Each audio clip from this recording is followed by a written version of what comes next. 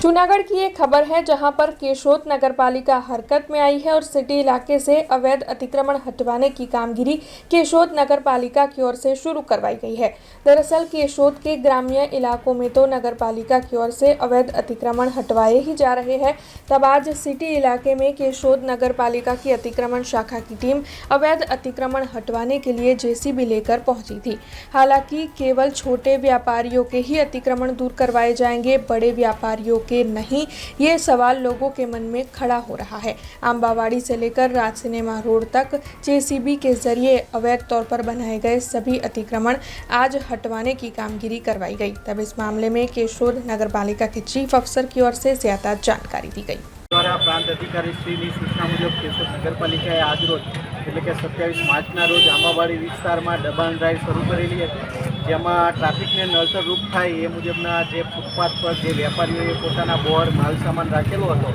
તે કેશોદ નગરપાલિકા દ્વારા હટાવી લેવામાં આવેલો છે અને આ સાથે જ વેપારીઓને ચેતવણી પણ આપવામાં આવેલી છે કે હવે પછીથી જે કોઈ લોકો રસ્તા ઉપર ફૂટપાથની જગ્યા ઉપર દબાણ કરશે તેમને ઓછામાં ઓછો 500 રૂપિયાની દંડની જોગવાઈ પણ કરવામાં આવેલી છે અને આ સાથે જ કેશોદ નગરપાલિકાની આ ડ્રાઈવ આવનારા સમયમાં તારીખ 2,